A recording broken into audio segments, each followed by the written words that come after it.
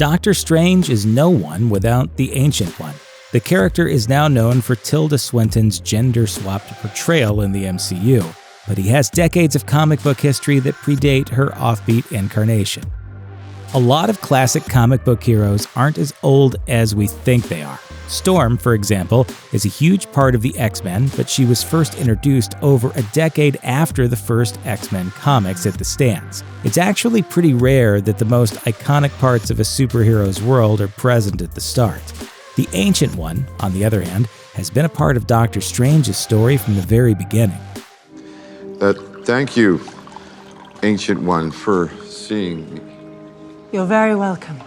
The Ancient One made his debut in the same story that introduced the Sorcerer Supreme in 1963's Strange Tales number 110, when Strange visits the Master, who sits alone in a hidden temple somewhere in the remote vastness of Asia. Later, he sends Strange some of his power, and with that, their relationship is established. Old man and young, teacher and pupil, a sorcerer and a successor. For a very long time, that first appearance gave us virtually all we knew about the Ancient One. But in 1966, Denny O'Neil and Bill Everett plumbed the depths of his fathomless soul in Strange Tales number 148's The Origin of the Ancient One. It turned out that the Ancient One wasn't born magical. 500 years in the past, he was a simple farmer in the Himalayas, living a peaceful, idyllic life. But that wasn't enough for the unnamed youth who would become the Ancient One, or his friend Kalu.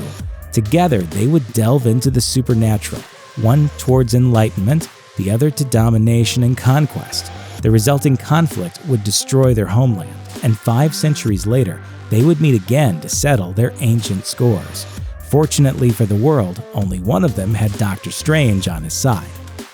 Can the Ancient One die? It's a tough question, but we've seen it happen in the MCU, so what about the comics?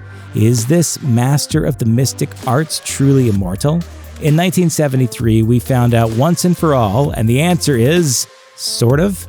Death is already a pretty weird concept in comics, and it only gets weirder if you're an immortal being whose powers spread beyond the mortal plane. The closest the Ancient One has come was a storyline in the pages of Marvel Premiere that saw the Eldritch being known as Shuma-Gorath invading the Ancient One's mind.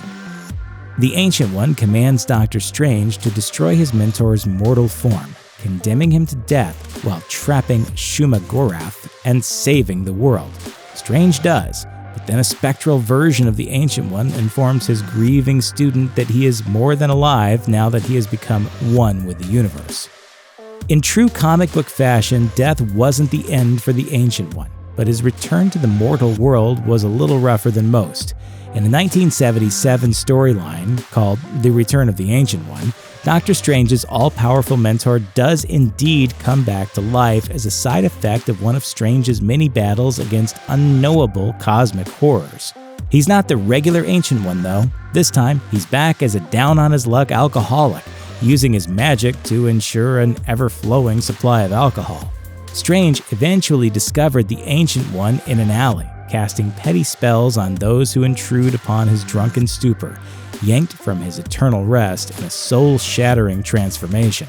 Disoriented, he took refuge in a mortal shell and drank to dull the shock of his rude awakening and maintain his powers.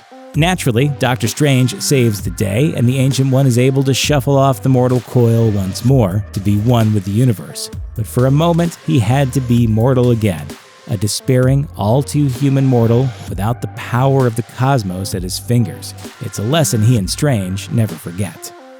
Despite the fact that the character has almost 50 years of comics behind him, most people will know the Ancient One as an ageless Celtic woman played by Tilda Swinton. This is not, however, the only time the Ancient One has made the leap from the page to the screen. The first came in 1978, as part of the failed pilot-turned-TV movie version of Doctor Strange.